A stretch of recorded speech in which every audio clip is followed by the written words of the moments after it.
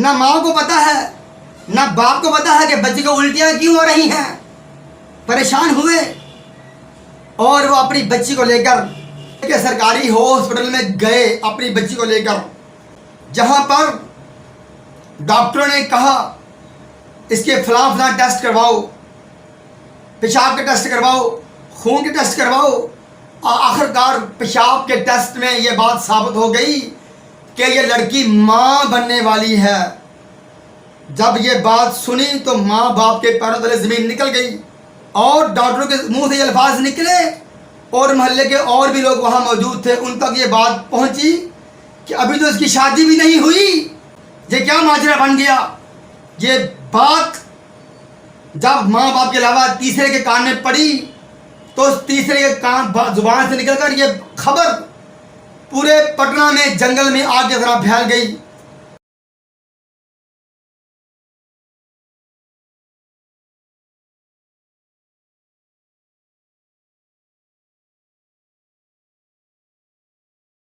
अस्सलामु अलैकुम वरहमतुल्लाहि वबरकातुहू।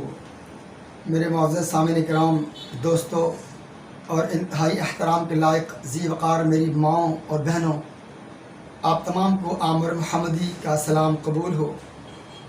और शुरू में आपसे मैं दरख्वास्त करता हूँ कि मेरे लिए आप तमाम मेरी माओं बहनों भाइयों ने, मेरे बुज़ुर्गों ने दुआ करनी है कि तकरीबन एक हफ़्ते पहले मेरा हुआ एक्सीडेंट, जिसमें मेरी पसलियों के ऊपर काफ़ी चोटें आई हैं। इनका गोश्त फट गया मेरी पसलियों के ऊपर से ना, तो इसलिए मैं बैठा हूँ टेक लगा के। यानी मेरी मजबूरी है, कहीं आप ये ना कहें कि ये बयान कर रहा है और टेक लगाए बैठा है। कि मेरी मजबूरी है कि सीधा मैं नहीं बैठ सकता, बहुत मुश्किल है मुझे बैठने में और तकलीफ़ काफ़ी है। या ये गोश्त फट गया मेरे पसलियों का और फेफड़े जो है उनमें दबाव काफ़ी आ गया है, जिससे मुझे सांस लेने में भी तकलीफ़ है, हाँ जी, और बोलने में भी तकलीफ़ है।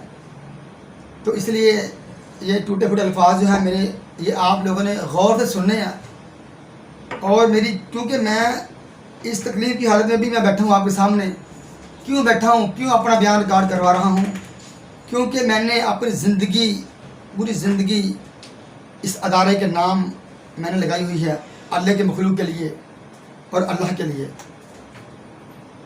तो बाकी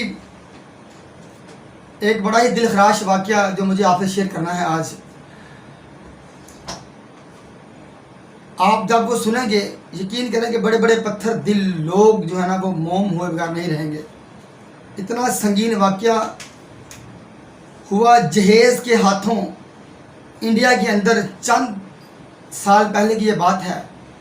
और वहाँ के बहुत मशहूर आलिम दीन अल्लामा जरजेस अंसारी ने वो वाक़या बयान किया और उसे सुन के मेरे रोंगटे खड़े हो गए, मेरा लू खड़ा हो गया। और बाकी जो लोग हैं माशरे वाले, उनका क्या हाल हुआ होगा। लेकिन दुख इस बात का है कि इतने बड़े हादसात होने के बावजूद भी आज माशरा वही खड़ा है जहां आज से 100 साल पहले खड़ा था। कोई गैरत नहीं जागी, लालच ख़त्म नहीं हुई, दिल मोम नहीं हुए, मर्द नहीं बने, गैरत नहीं जागी, बल्कि मज़ीद गैरत सो गई। वो वाक़या क्या है माशरे वालों? अल्लामा जरजेस अंसारी साहब को खुद बयान करते हैं। वो कहते हैं कि मैं खुद उन 14 जनाजों के अंदर शरीक था। 14 लाशें, 14 मैयतें जब एक साथ उठी इंडिया के अंदर, पटना की सरजमीन से, अल्लाह अकबर, किस वजह से? वजह सुने, काश के तेरे दिल में उतर जाए मेरी बात, काश कि अब भी हम तौबा कर लें इस गंदी रस्म जहेज से कि जिस जहेज के हाथों वो 14 लाशें एक साथ उठी। वाक़या कुछ यूँ था, मियाँ बीवी और उनके 12 बच्चे, और जिनमें 12 में से उनकी एक बेटी जवान जो निकाह के काबिल थी, शादी के काबिल थी। और मजबूरी उनकी ये थी कि उनके पास अपनी उस बेटी को देने के लिए जहेज जैसी गंदी रस्म को पूरा करने के लिए पैसे नहीं थे। रिश्ते आते थे, उनको लड़की पसंद करते थे, मगर उसके बाद दोबारा वो उस घर में नहीं आते थे। क्यों? क्योंकि वो महसूस करते थे कि अगर हम यहाँ रिश्ता कर लिया तो यहाँ से हमें क्या मिलेगा? ना गाड़ी, ना कोठी, ना बंगला, ना जायदाद, ना प्रॉपर्टी, ना मेरे बेटे को बैंक बैलेंस। हाँ जी, कुछ भी नहीं मिलेगा जहेज के नाम पे। कितने ही रिश्ते आए और कितने ही लड़के वालों ने इस बच्ची को ठुकराया, और आखिर में क्या हुआ? फिर अल्लाह ताला ने हर चीज़ की खुराक बनाई है। जवानी है तो उसकी खुराक शादी है, वो मर्द है या औरत है।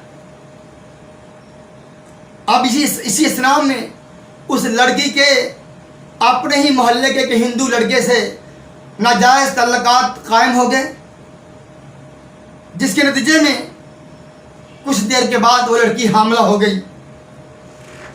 ना माँ को पता है, ना बाप को पता है कि बच्ची को उल्टियाँ क्यों हो रही हैं।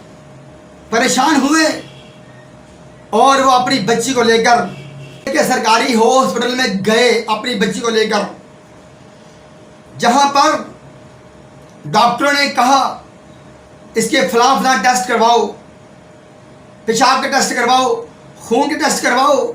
आखिरकार पेशाब के टेस्ट में ये बात साबित हो गई कि ये लड़की माँ बनने वाली है। जब ये बात सुनी तो माँ बाप के पैरों तले ज़मीन निकल गई, और डॉक्टरों के मुंह से ये अल्फाज निकले, और मोहल्ले के और भी लोग वहाँ मौजूद थे, उन तक ये बात पहुँची कि अभी तो इसकी शादी भी नहीं हुई। ये क्या माजरा बन गया?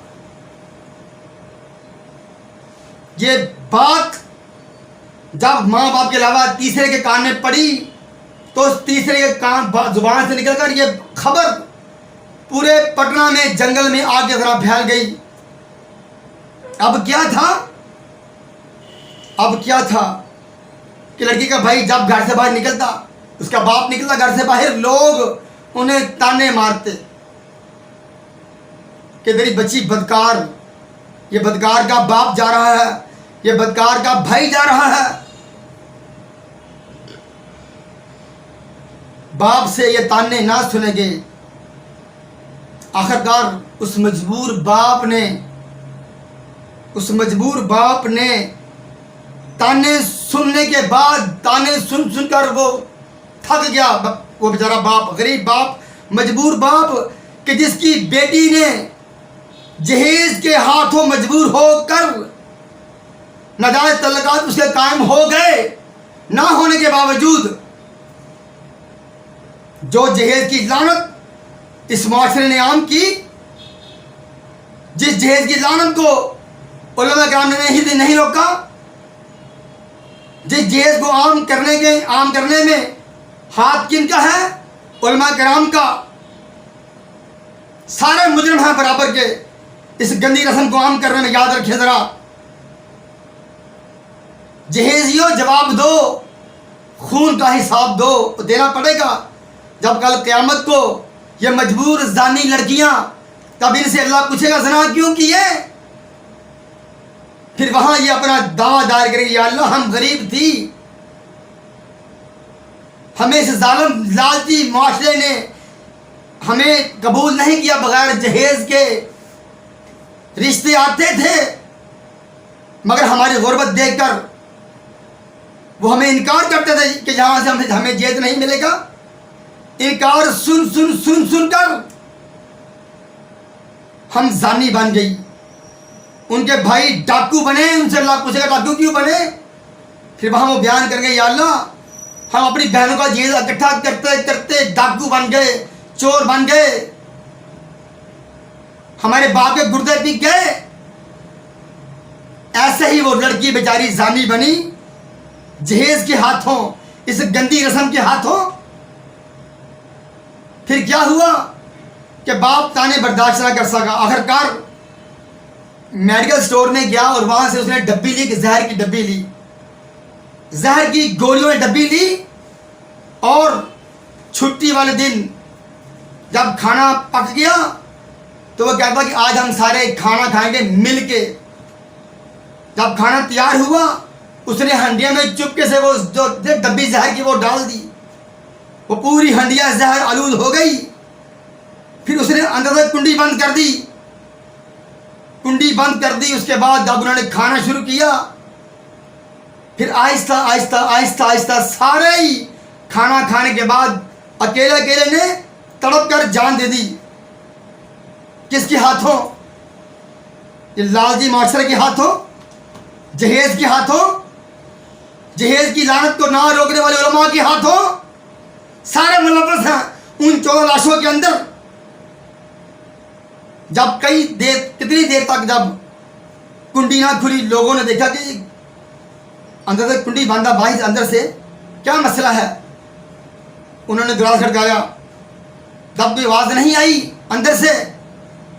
जब तक दरवाजे को तोड़ा गया तो अंदर सारे तड़प तड़प मर चुके थे।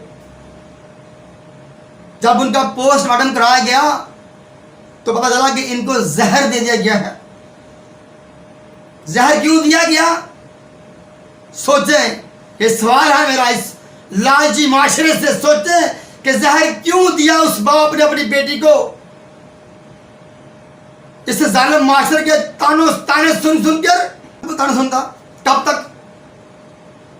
जब उसकी बर्दाश्त की हद हो गई, ताने सुन सुनकर आखिरकार फिर उसने क्या किया? मुद्दा ख़त्म कर दिया। अगर उस बच्ची से वो लालची लोग जहेज की डिमांड ना करते, आज वो बच्ची किसी की माँ होती, आज उसका बाप नाना होता, उसकी माँ नानी होती, उसके भाई मामू होते, उनकी नस्लें बढ़ती। मगर ऐसे कई ख़ानदानों को ये जहेज की लानत ख़त्म कर चुकी है। मेरे माशरे वालों, खुदारा कि मैं आपके आगे हाथ जोड़ता हूँ, खुदारा कि मेरी इल्तिजा को सुने और इस पर अमल करें। खुदारा बस कर दें, बाज आ जाएं, अपनी आंखों से पट्टी उतार दें लालच की। और आपकी बहनें बेटे भी हैं। अगर आप आज किसी की बहन को तड़पाओगे, किसी की बेटी को तड़पाओगे जहेज के लिए, याद रखो कि कल तुम्हें भी अपनी बहन के लिए, अपनी बेटी के लिए तड़पना पड़ेगा। जहेज के लिए दर दर भीख मांगनी पड़ेगी। फिर आप पर भी वो वक्त आ सकता है, वो वक्त कि जब तुम्हें भी फिर अपने घर वालों को जहर देकर मारना पड़े। ये ताने मारना बड़े आसान है, याद रखें ज़रा, मगर ताने सुनना ये बड़े मुश्किल है, याद रखें ज़रा। अल्लाह मुझे और आपको दूसरों के लिए आसानी पैदा करने की तौफीक अता फरमाए। अस्सलामु अलैकुम व रहमतुल्लाहि व बरकातुहू।